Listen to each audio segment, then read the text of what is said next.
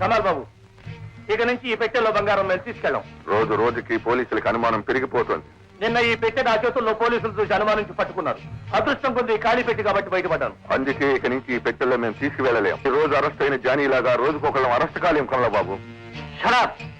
ఎందుకు అలా చెవి కోసిన మేకల్లా అరుస్తారు? ఈ విషయం మీదే మా డాడీ ఆలోచిస్తున్నారు. బంగారు ప్రమాణాలు కొత్త మార్గాన్ని ప్రవేశపెట్టాలని. జాకాల్ అంటే మా డాడీ తీవ్రంగా ప్రయత్నిస్తున్నారు. ఓ జాకాల్ వస్తున్నారు.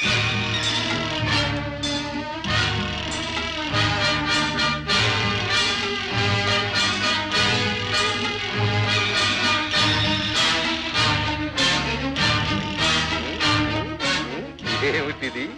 షోకేసులో పెట్టినట్టు పెట్టెల్ని వరుసగా నిలబెట్టారు. ఏమైనా ట్రబులా? పోలీసుల దృష్టి ఆ పెట్టెల మీద పట్టడంతో ఇక మీద వాటితో స్మగ్లింగ్ కష్టమంటున్నారు డాడీ. ఈజీ. ఎందుకు కొట్టానో తెలుసా? గోడ అవతల నేను జాగర్లమూడి కాళేశ్వరరావు, నీ తండ్రి.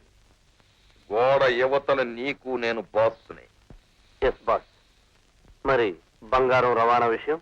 సెక్రటరీ, వీధి గుమ్మంలో పోలీసులుంటే దొడ్డి గుమ్మంలోంచి ఇంట్లోకి పారిపోవాలి, లేదా పైప్ లైన్ పుచ్చుకుని పైకి పాకిపోవాలి.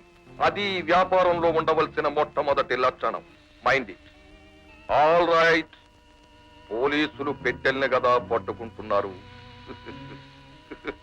ఇక నుంచి మన బంగారం గుమ్మడికాయల్లో రవాణా చేయబడుతుంది.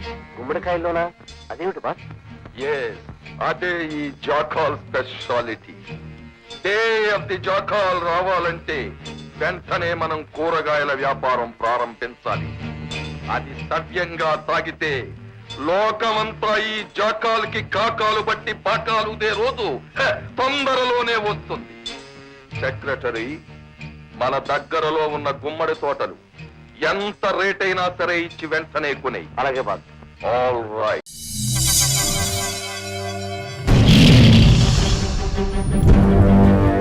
ఒకడొచ్చి నేను పులి అంటే కింద పైన మూసుకొని కూర్చోవాలి.